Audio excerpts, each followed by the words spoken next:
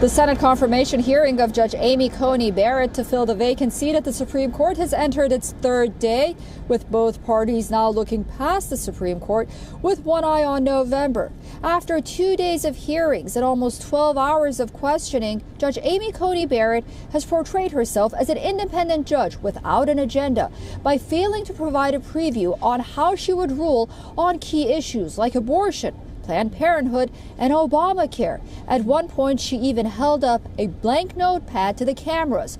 Her supporters circulated that image, noting that it's a testament to her intelligence. As the Republican National Committee noted, it was a masterclass on Constitution. However, her critics say it was the art of dodging. Here's what happened on day 2. We are just 3 weeks from an election.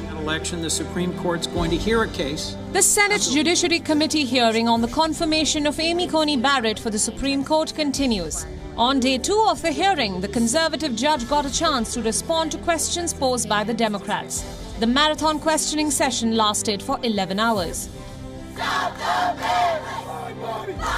Barrett's opinions on abortion, LGBTQ rights, racism and election integrity are likely to have an impact on the Supreme Court's decisions for decades to come.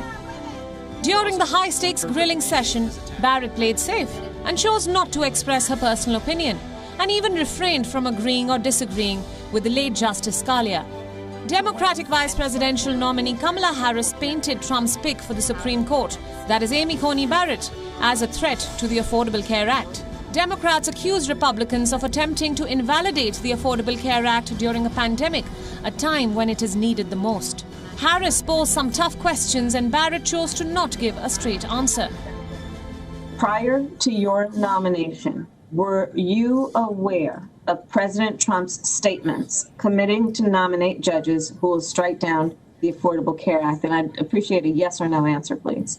I think from my perspective, the most important thing is to say that I have never made a commitment, I've never been asked to make a commitment, and I hope that the committee would trust in my integrity not to even entertain such an idea, and that I wouldn't violate my oath if I were confirmed and heard that case. But you're a sitting judge now. So my question is, in deciding whether to uphold government action, do you currently consider the consequences of your rulings on people's lives? Well, Senator Harris, that's part of the decision of every case. Describe those in the LGBTQ. Barrett faced heat from Democratic senators for evading a question on LGBTQ rights. Senator Maxie Hirono from Hawaii schooled Barrett after she used the phrase sexual preference while referring to the LGBTQ community. The senator clarified that the terminology is outdated as a person's sexual orientation is not their choice, but a part of their identity. Senator, I have no agenda, and I do want to be clear that I have never discriminated on the basis of sexual preference and would not ever discriminate on the basis of sexual preference. Like racism, I think discrimination is abhorrent. So even though you didn't give a direct answer, I think your response did speak volumes. Not once, but twice. You used the term sexual preference to describe those in the LGBTQ community. And let me make clear, sexual preference is an offensive and outdated term. It is used by anti-LGBTQ activists to suggest that sexual orientation is a choice. It is not. Sexual orientation is a key part of a person's identity.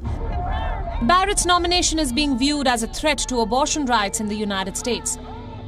She declined to give a direct answer to whether she thought the Roe v. Wade decision of 1973 should be struck down. Barrett reiterated that she would stick to the rule of law and decide cases as they come. The Democratic senator from California, Dianne Feinstein, called Barrett's conduct distressing. So on something that is really a major cause with major effect on over half of the population of this country, who are women, after all, it's distressing not to get a straight answer. The United States goes to the polls in less than 3 weeks. For the first time in history, a vacant Supreme Court seat is being filled so close to the election. Recent statements made by President Donald Trump indicated that he will not accept the result should Biden manage to win. Even though the White House clarified that there will be a peaceful transition of power, Democrats questioned Barrett on whether she will recuse herself from any dispute that may arise. But I haven't even written anything that I would think anybody could reasonably say, oh, this is how she might resolve an election dispute. And I would consider it, I certainly hope that all members of the committee have more confidence in my integrity than to think that I would allow myself to be used as a pawn to decide this election for the American people.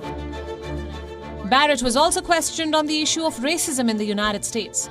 Barrett has raised a racially diverse family, as 2 of her 7 children are black. She called the custodial killing of George Floyd very personal for her family.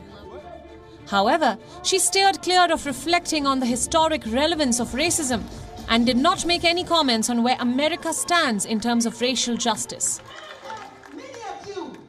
Have you seen the George Floyd video? I have. What impact did it have on you? Senator, as you might imagine, given that I have 2 black children, that was very, very personal for my family. Pro- and anti-Barrett groups demonstrated outside the U.S. Senate building. The 2 groups voiced their concerns on what could happen if the other side would get its way. I like the outsider because this place is a deep swamp. It's deep and wide. We agree there. Oh my God. We agree there. And Definitely so these people have been in office for 30, 40 years. They need to get the hell out. Move out of the way. Even though the Democrats stand united against Barrett's confirmation to the Supreme Court, they have no tools left to change the course of action. Republicans are most likely to fill the vacant Supreme Court seat this month. Barrett's confirmation will tilt the Supreme Court to the right, which can put the future of LGBTQ and abortion rights at risk. The United States might even witness expansion of religious and gun rights in the years to come. It would be interesting to see how Amy Coney Barrett manages to follow the rule of law, while not letting her conservative views interfere in the decision-making process. U.S. Election Desk, WION, World is One.